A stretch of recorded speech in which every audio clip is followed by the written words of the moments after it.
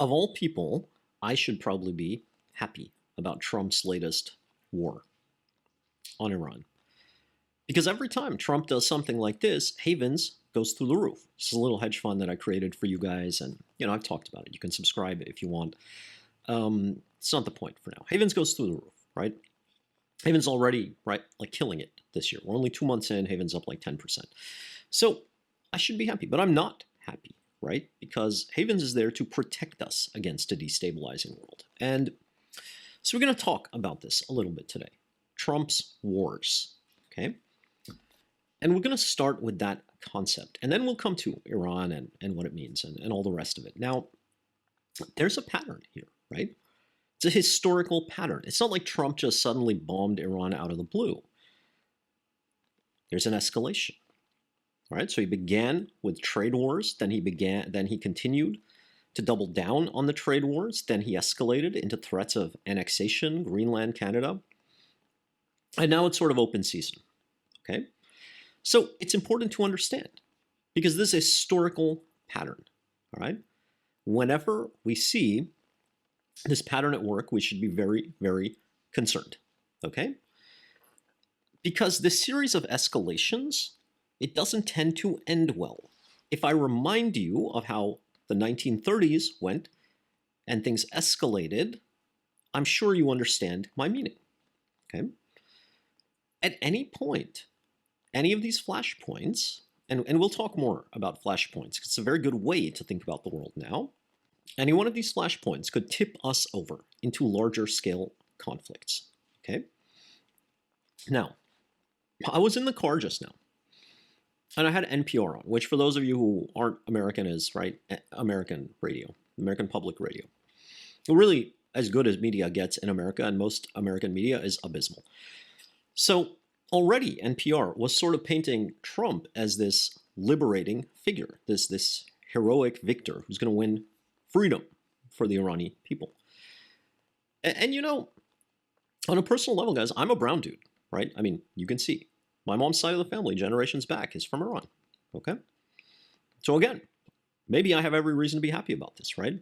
I'm no fan of religious fanatics, militants, right? I'll tell you a funny story sometime, which is that, unlike a lot of these American armchair warriors, I've actually stared these guys down. I've been on the receiving end of death threats in physical terms, right? When I was a kid. And I'll tell you, because it's a really funny series of stories. So I spent many years where I had to face this stuff down, for real. So I'm no fan of these guys, all right? So American media is already painting Trump as this kind of heroic, liberating figure. And I think that's sort of dangerous, right? Because this is a number of things. It's an illegal war. Okay? It's illegal on several levels. It's illegal domestically. It's illegal internationally. It's a war of aggression, right? And certainly we can always claim self-defense, right? Every war of aggression starts with a claim of self-defense, all right? And I say that as no fan, right, of the guys on the other side. So I think it's really important to begin there because this war isn't really about Iran per se, all right? About the series of escalations, and I'll come to Iran at the end because it's kind of the micro picture, and I always talk to you guys about the macro pictures. This is what Havens is about, right? So this war is serving a number of purposes, all right? The most obvious purpose is a diversion, okay? Trump's polls are tanking. His popularity is in free fall. Americans are incredibly anxious about the state of the economy, which they should be. In previous videos, we've discussed how incomes are back to Great Depression era levels as a share of the economy. Think about that for a second. Catastrophic, right? So obviously, right, this is like the oldest pattern in human history. When things aren't going well, start a war. All right, from Caesar to Hitler, this was, right, the pattern of history. So, and it's the pattern of recent American history too, right? This is not unexpected that we'd end up here. Okay, so the first purpose is a diversion. And sadly, in America, Americans really fall for the diversions because Americans are kind of addicted to the spectacle, okay? America is full of illusions, right? You buy a house on credit, you don't really own it. You say you own it. You buy a car on credit, you don't really own it. It's not like that in the rest of the world so much, right? So America is not, right? It's a series of illusions in many ways, okay?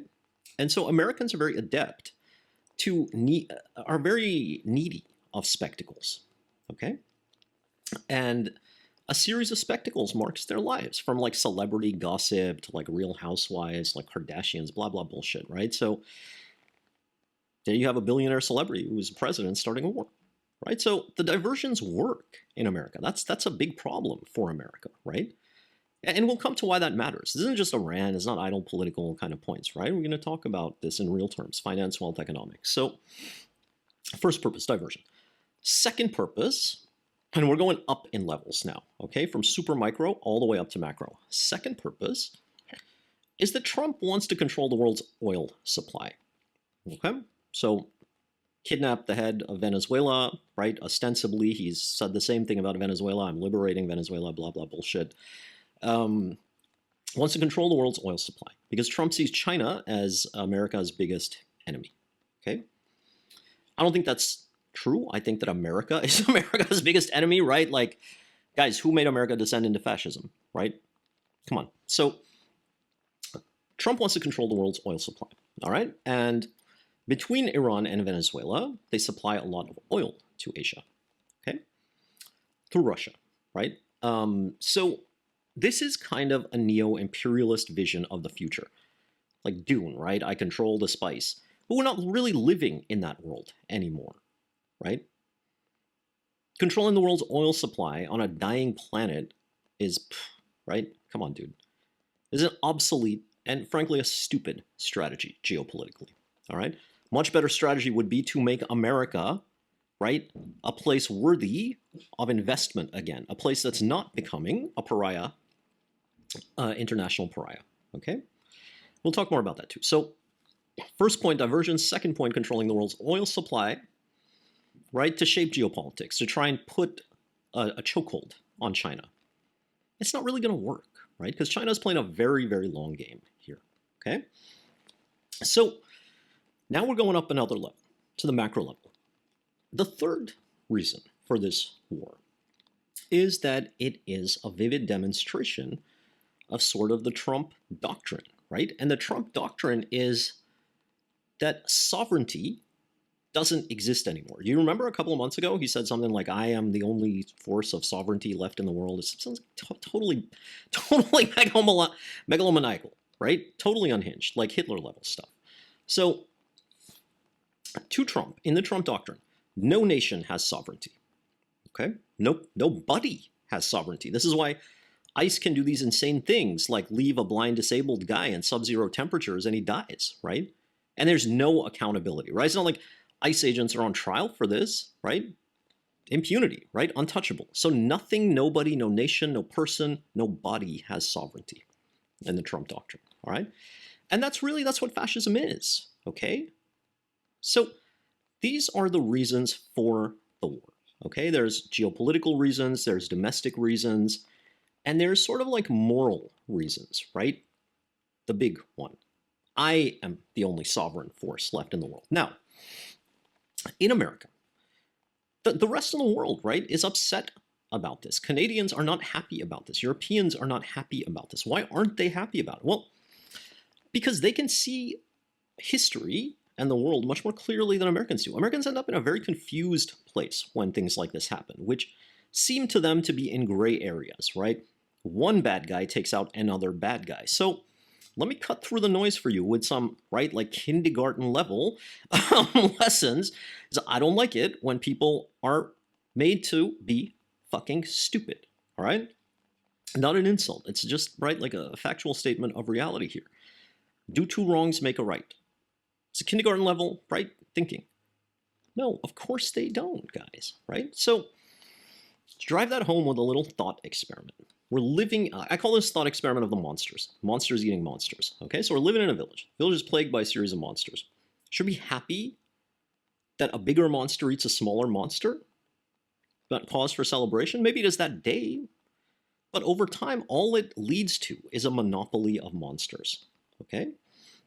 So in this case, that's not an abstract set of principles, right? In this case, it means something very simple, which is that we'll see how all this plays out, but I don't think anybody really expects that suddenly tomorrow, right, Iran will magically become a democracy.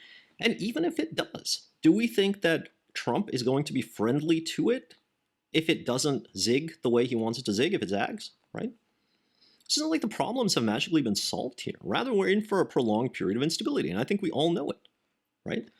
So, again, that's kind of the moral dimension of it. And that has real ramifications for geopolitics. Because when I say it's the Trump doctrine, what we're really seeing is the emergence of a world now in which things like international order, international cooperation, international rule of law, international justice don't matter anymore, right? And it really is becoming a world of the most aggressive, the most vicious, the most brutal, forcing their way with extreme violence, okay? So we saw Gaza as a precursor to all this. So Ukraine as a precursor to all this. And now we've got Trump just going in and sort of like, right, decapitating countries that he doesn't like. So these are two very different visions of the world. And if we rewind to the post-war vision of the world, it's very, very important that you guys understand what it was. Okay, after the last World War, because it was so traumatic, it was so ruinous, it was so devastating. The world's leaders gathered and they agreed that we were going to try and build a world order for no more war, no more violence, a world order for peace, for justice, for democracy.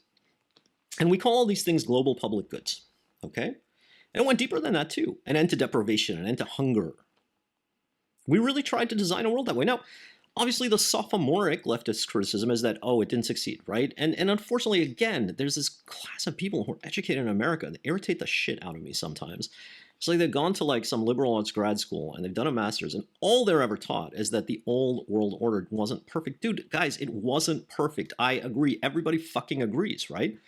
But this is the first time in human history that we had a world agreeing that we were going to try for the great objectives of a civilization to be peace, justice, order, an end to war, violence, deprivation, hunger, all these things. So we did, of course, man, it's not going to happen overnight, right?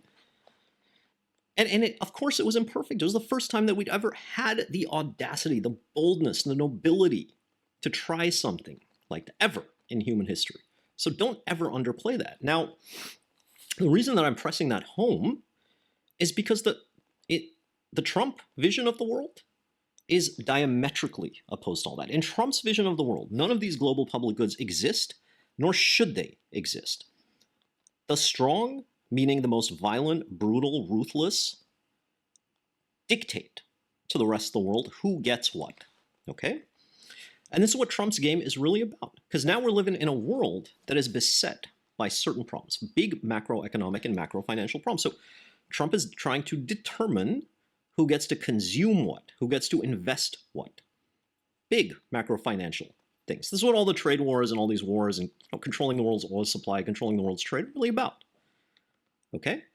That is diametrically opposed, and trying to do it with force, violence, hate, diametrically opposed to a cooperative, democratic world order with rules, with justice, all these kinds of things, all right? And I often teach you guys that it took us 50 years to get from the theory to the practice, meaning, let's take international rule of law as an example. It took 50 years. The International Court, Criminal Court in The Hague, which tries people for war crimes, right? Crimes against humanity, was only set up in the 90s. Okay, so it's just civilizational era trajectories and evolutions. They don't happen overnight. They can take a century. They can take half a century. We should celebrate and applaud them because that means we as a civilization have the nobility, the courage, the beauty, the wisdom to be on the path of progress, right? So Trump's vision of the world is diametrically opposed to this. Okay, he doesn't want a world, global public goods, a world that the rest of us think is civilized. And he doesn't want it down to the level of science, art, literature, journalism. None of that is supposed to exist in Trump's vision of the world, right? It's just conflict, resource grabs, control, violence. That's it, right? So that is why so much of the rest of the world sort of upset by this. They don't want to see a world order like that. And they understand that two wrongs don't make a right. that just because you took out another bad guy, if you're a pretty bad guy yourself, all that means is that there's a new mafia in town, right? That's not so to say that we're gonna have some kind of magic regime change in Iran is completely almost missing the point here, right? It's probably not, right? I mean, we can debate about the domestic politics of it. Is it going to happen overnight? I think we can all agree it's probably not, right? But the bigger point is what is really germane here. Okay, now this is already getting very long. I don't want to get too long, so let me connect it back to Havens. Havens is there to help you guys understand macro risk. And every time Trump does something like this, the level of macro risk in the world explodes up another level. Okay? And obviously, the big macro risk that we're inching towards here is large-scale war, large-scale violence, large-scale conflict. Okay, and at some point, this is going to get triggered. The second macro risk that we're dealing with here is the breakdown of global order, right? And we live in a world where might makes right. Violence and conflict decide everything, and countries start decapitating each other whenever they like. Well, guess what? In that kind of world, markets and stocks and bonds as we know them cease to function. Right? So it's all for real, right? And that's why Havens, every time this happens, like I said, I should be happy because Havens, right, skyrockets, astronomical returns for the year already. But I'm not happy because Havens is there to protect us against bad things happening in the world. And Havens only rise when they do. So I have a conflicted relationship with Havens. Does it make a lot of money? Yes. It's something that I want to see the state of the world becoming? Absolutely not. All right? Does that make sense? I hope that helped you think through all this a little bit. Any questions, comments, leave them below. I'll talk to you guys soon.